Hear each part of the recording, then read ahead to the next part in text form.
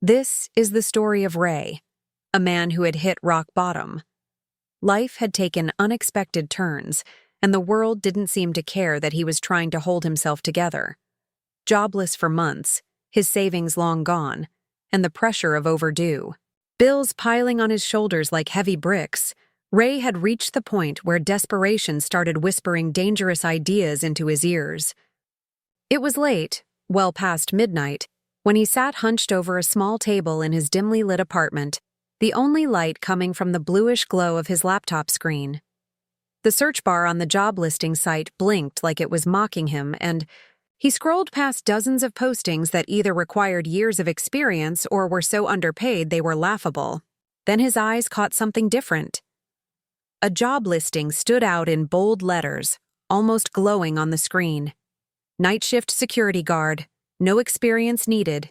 25 ITR. Start immediately. That hourly pay was higher than anything else he had seen. It sounded too good to be true. His first instinct was that it was a scam, or worse, some shady business looking for people to do dirty work.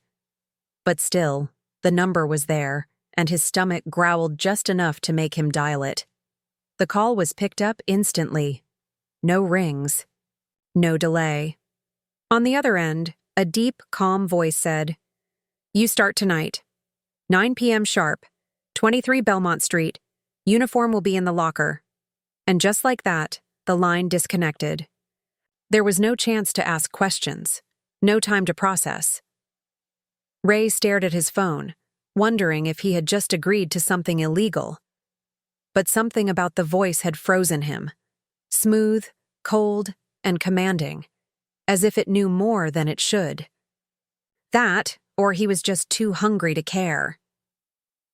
He checked the address. Belmont Street wasn't far, just a 15-minute walk. That left him with a few hours to get ready. He put on his cleanest clothes, stuffed a pocket knife into his jacket just in case, and left as the sun began to sink behind the city skyline. The building was easy to find, even though it barely looked like a place where anything still functioned. It stood alone at the end of Belmont Street, surrounded by empty lots and rusted fences. The structure looked like it hadn't been touched in years.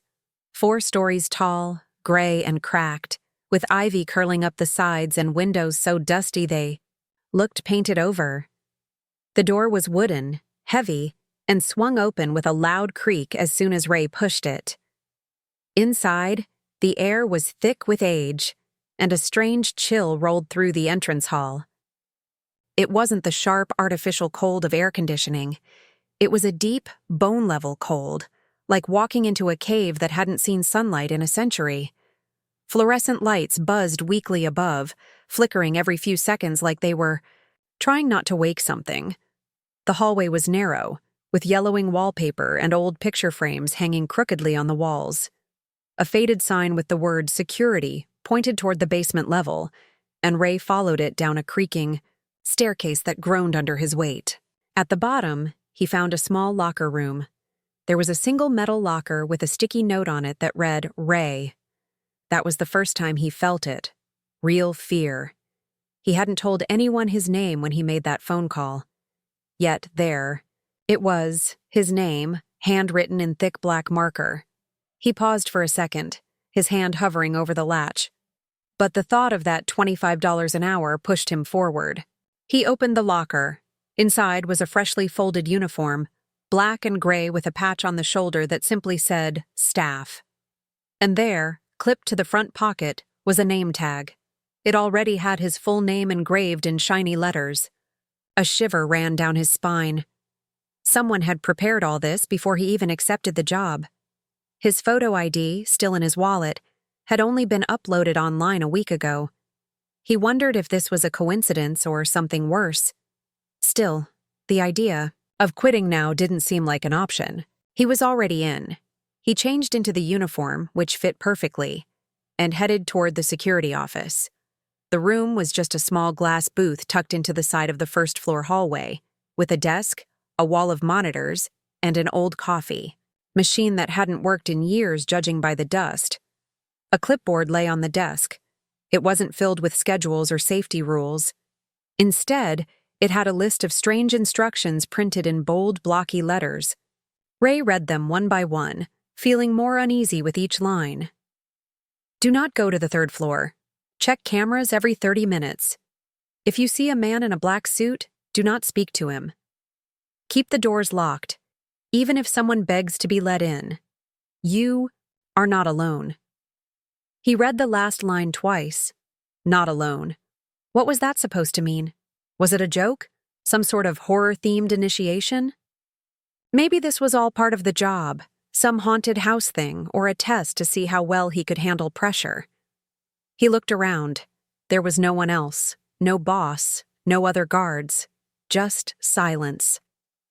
He sat in the chair, staring at the security monitors that showed dim hallways, dusty offices, and stairwells that led into darkness.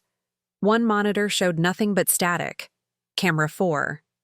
Its label said, Third floor, East Wing. Ray didn't know it yet, but that single flickering screen would soon become the reason he wished he had never taken this job. The night ticked on with a slowness that felt unnatural, like time had lost its rhythm inside the walls of that forgotten building.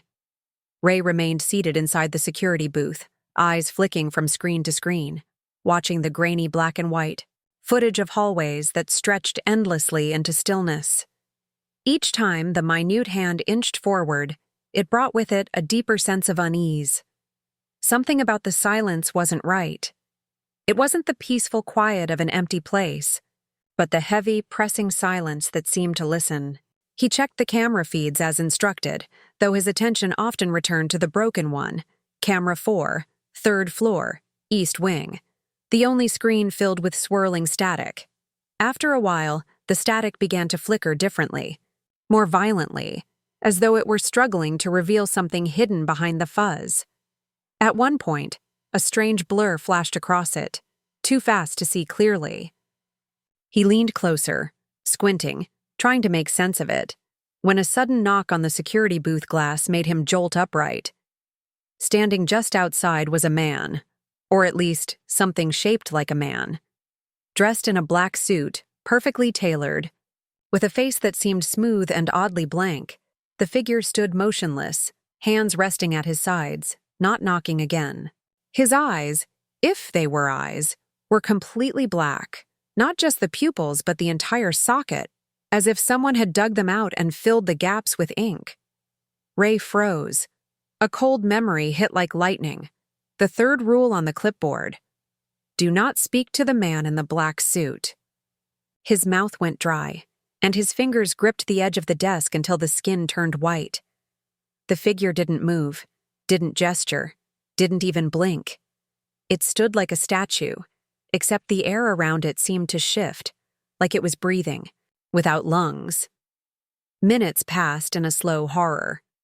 Then, just as silently as it appeared, the suited figure turned and walked away, footsteps making no sound against the old linoleum floor.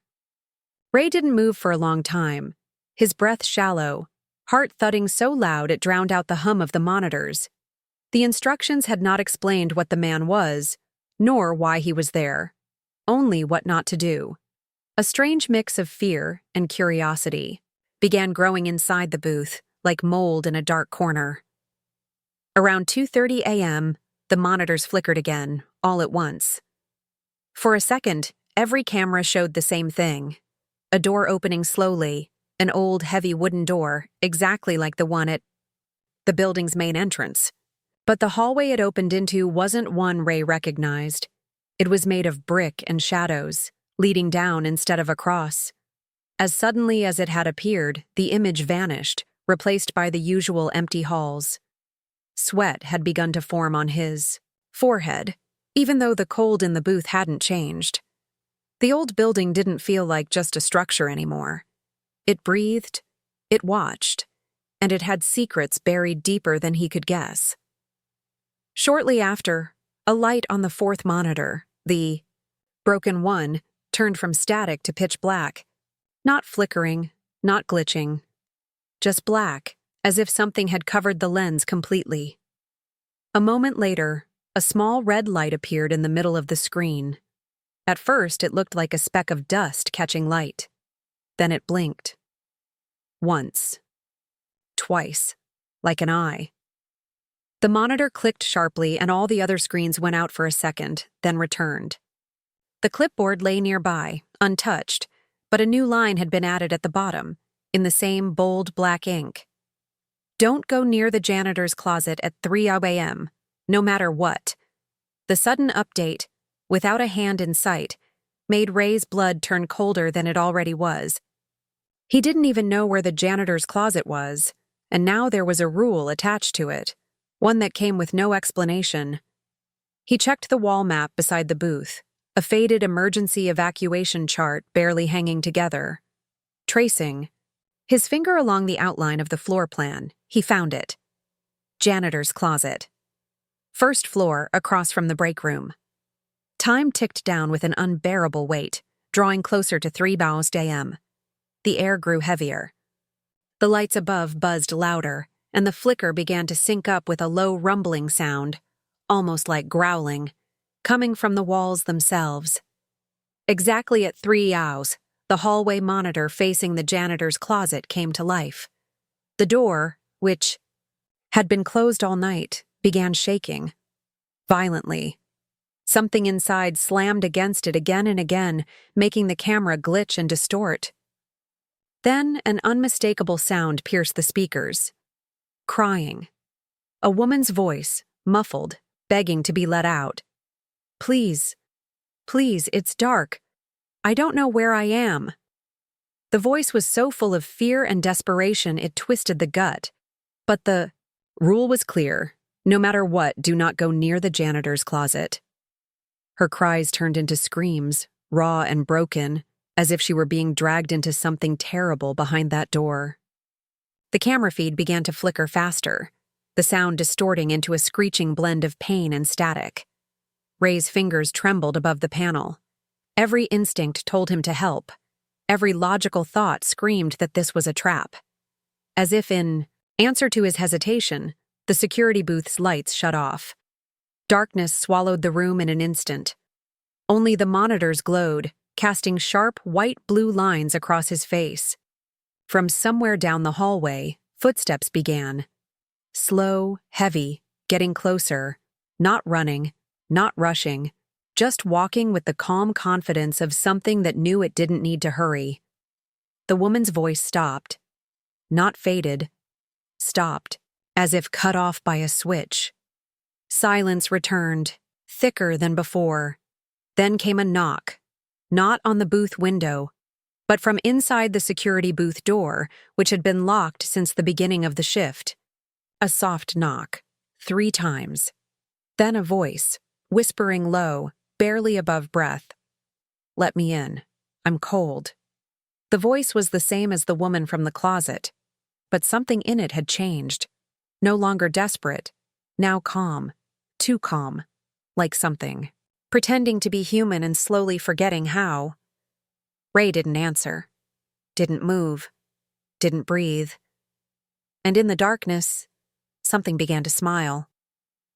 The silence in the booth felt suffocating, more oppressive than the darkness that surrounded Ray. He could barely hear his own heartbeat, though the sound of his breathing felt unnaturally loud. The knock on the door echoed in his mind, long after it had stopped. That voice, let me in. I'm cold. Repeated over and over inside his head, like it was mocking him, daring him to answer. Something inside told him not to, screamed at him to stay still, to ignore it. But the fear, that primal fear of something unknown, gnawed at his insides. It wasn't just the fact that the voice sounded like the woman in the janitor's closet. It was the change in her tone, from pleading to a calm, unsettling request. No longer was she desperate for help. Now she was simply waiting, knowing he couldn't turn away. Minutes dragged by, stretching into what felt like hours. But Ray didn't move. His eyes stayed fixed on the glowing monitors, watching the empty hallways, searching for movement. But all that filled the screens was that same dead air. The air itself felt thick, pressing against his skin, suffocating him from all sides. He knew, deep down, that something was wrong. This was no ordinary job, no ordinary building. And that voice. There was something about it that made him shiver deeper than the cold of the booth ever could. At 3:15 a.m., just as Ray thought his mind might snap, the lights overhead flickered back on, casting harsh fluorescent shadows across the booth. The sudden change stung his eyes, but what startled him even more was the fact that the knocking had stopped. The whispering voice had vanished, but a new sound filled the air. Footsteps. Heavy footsteps. Slower than before, deliberate. They came from the hallway outside the security booth, growing louder, closer with every passing second. But when he turned his head, nothing appeared in the hallway. The footsteps continued, though, a slow, steady rhythm, as though someone was walking toward him. His fingers trembled as he reached for the door handle, heart pounding in his chest. The footsteps reached the door and stopped. Complete silence. Then, just as suddenly, the monitor for the third-floor hallway flickered back to life. Ray blinked. The image on the screen didn't show the empty hall he expected to see. Instead, it revealed the shadowy outline of something tall and thin, standing at the far end. A figure. A human-shaped silhouette, almost indistinct, but its presence was undeniable.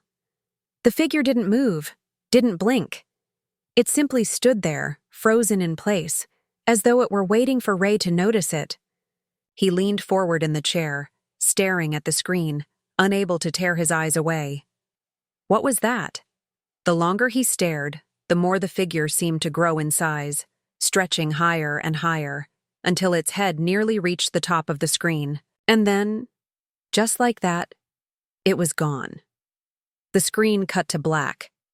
Static filled the feed, swirling violently as if trying to reveal something behind it, but the picture never returned. He heard the distant echo of a door creaking open from the floor above. It was too much. Ray pushed back from the desk, his chair scraping across the cold floor. His legs felt like jelly, his body weighed down by the heavy dread that had settled in the pit of his stomach. Every part of him screamed to leave, to get up, run, and never look back. But as his eyes flicked to the clipboard once more, something drew his attention. He hadn't noticed it before. The next instruction, added in bold red ink at the bottom. Do not leave the booth until your shift is over, no matter what happens. A chill ran down his spine. He'd already broken one of the rules. He'd seen the figure, stared it down through the monitor. He knew he shouldn't have, but he had. The temptation to go back into the hallway, to investigate the source of those footsteps, to figure out who or what was in the building with him, felt too strong. He stood up, his legs shaking, his mind racing with conflicting thoughts. He could just leave, just run. He walked slowly to the door, every muscle tense, and grasped the cold, rusted handle. The hallway beyond was empty, dark, silent. There wasn't a soul in sight.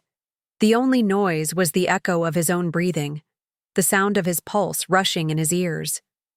The air was cold, unnaturally cold, like walking into a freezer.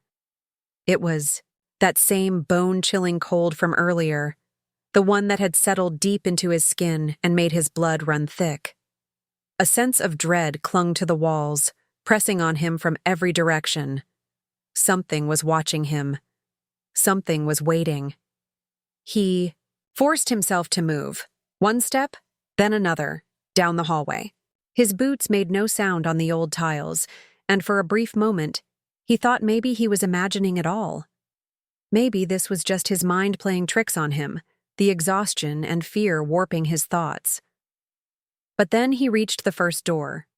The janitor's closet. The door was ajar. Ray hesitated, his breath catching in his throat. The whispered cry of the woman echoed in his mind, pleading for help. He knew what the rule had said. Do not go near the janitor's closet at 3:00 a.m. No matter what. but the door was open. The crying was gone, replaced by an eerie silence, a silence that hung thick in the air. Slowly, cautiously, Ray pushed the door open just enough to peek inside. The closet was small, filled with cleaning supplies that looked as old as the building itself. Mops, buckets, and yellowing towels were scattered around the floor. But what caught his attention wasn't the clutter. It was the shadows. Deep, inky shadows that seemed to gather in the corners, thicker than they should have been. And in the center of the closet stood a figure, still as stone. It was a man. His face was hidden beneath the brim of a large hat, but his frame was unmistakable, tall, lean, his black suit blending into the darkness around him, except for the eerie glow of his shoes. His feet didn't touch the ground. Ray felt his stomach turn. The figure had no legs. Before Ray could react, the closet door slammed shut, throwing him backward into the hallway. His breath caught in his throat, and panic surged through him. His heart pounded so loudly he was sure it was echoing through the entire building. The room began to spin, the air thick and suffocating. He fumbled for his keys, desperate to lock the door, to hide. But the sound of the door's hinges squeaking loudly froze him in place. From inside the janitor's closet, a voice whispered, deep and cold, "I've been waiting for you."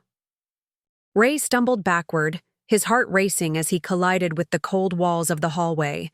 The whisper echoed in his ears, reverberating through his skull. "I've been waiting for you." The voice came again, deeper this time, heavier with something that felt like malice. Panic seized him as the blood drained from his face, leaving him feeling cold and numb.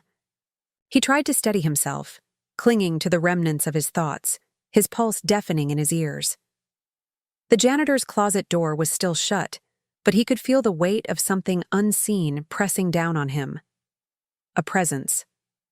Something was inside, something that should not have been, something ancient and vile. He turned his gaze, looking for an escape, but the hallway stretched endlessly before him. The silence between the whispers seemed to stretch into eternity. He pressed his back to the wall, his breathing coming in shallow, desperate gasps. Every instinct screamed at him to run, to flee, but his legs felt like lead, frozen in place. He wasn't sure whether it was fear, the cold, or something else entirely holding him there, trapping him in the hallway. He glanced over his shoulder, toward the booth, as if somehow the monitors would offer some comfort, but they were black, lifeless. The entire building felt dead. He could no longer ignore it, the thick, oppressive air, the cold that gnawed at him from the inside out. It was as if the building itself was alive, watching him, waiting. Ray's mind raced for a logical explanation. Maybe this was all some sort of cruel prank. Maybe someone had set this up, rigged the whole building to look abandoned, to sound like something haunted. Maybe that was what it was. But deep down, he knew better. He had seen the figure on the monitor, the thing that shouldn't have been there, and now he could feel its presence, closing in on him. Something had moved in the dark corners of the building. He had heard it, felt it. The whispering voice came again, but this time it wasn't just a whisper. It was a breath, a cold breath, one that swirled around him, slipping past his ears, brushing against his skin. The sound was faint at first, but it grew louder, sharper, closer. And then, there was the unmistakable sound of footsteps, slow, deliberate, dragging across the floor. The hairs on the back of Ray's neck stood on end. Every muscle in his body screamed at him to run, but his feet were glued to the spot. His eyes darted back to the janitor's closet. The door was slightly ajar now. His breath caught in his throat. He could hear the breathing, slow, ragged, as if something was trying to control it, force it to remain steady. Ray finally found his legs beneath him shaking and trembling. He took a step forward, then another, his footfalls echoing in the empty hallway.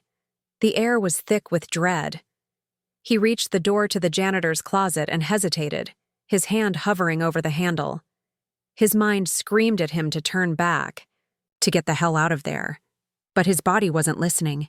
He couldn't leave, not without knowing what had been waiting in that closet. The air around him grew colder still, like something was sucking the warmth from the world, leaving only an icy void in its place. He pushed the door open. The closet was even darker than before, the shadows deeper, more impenetrable. At first he thought the figure was gone, but then he saw it, standing silently in the far corner. It was tall, unnaturally tall, its form stretched almost impossibly high. The man, if that was even what it was, stood completely still, his back to Ray, his head bowed. Ray couldn't make out the face. There was no face. The brim of the large hat hid it, but the way the figure held itself, it wasn't human. The shoulders were too wide, the posture too stiff, as if it was frozen in place, trapped in time. Ray's breath hitched as the air grew colder. His fingers tightened around the doorframe. The silence was suffocating, but then the figure moved. It shifted, its long limbs stretching out slowly, jerking as though not entirely in control of its own body. The sound of something scraping against the floor sent a chill through Ray's spine. The figure turned, and for a split second, Ray's breath stopped. What he saw wasn't human. It was something beyond his understanding. The figure's face wasn't just hidden under the brim of the hat. It was gone. There was nothing but darkness, hollow, empty blackness where a face should have been. And the darkness wasn't just in the eyes. It was in every part of it. Its whole body was a void, a black hole that absorbed the light around it. Ray couldn't look away. His body refused to obey him. His limbs were paralyzed with terror. The air crackled with an unholy energy. His mind screamed at him to run, but the only sound he could make was a choked gasp. The figure's head tilted, its body unnaturally stiff. And then the voice, that chilling whisper, returned. It was different now. Not just a whisper, not just words. There was a command in it, a demand. Stay. The floor beneath Ray's feet seemed to crack, splitting open as though the building itself was alive, shifting beneath him. The shadows deepened, swallowing the walls and ceiling. The lights flickered, the faint buzzing of electricity filling the air. And then, just as quickly as it had begun, everything stopped. The darkness receded. The temperature warmed. The hallway was quiet again. The figure was gone. But the chill remained, deep inside his bones. Ray stumbled back into the hallway, his mind spinning. His heart was still racing, his breath shallow and fast. His hand clutched at the wall for support. He didn't know what he had seen, whether it was real or if his mind had broken under the pressure of isolation, fear, and exhaustion. But he knew one thing for certain. He couldn't stay here. This place, whatever it was, wasn't safe. Not anymore. He needed to get out.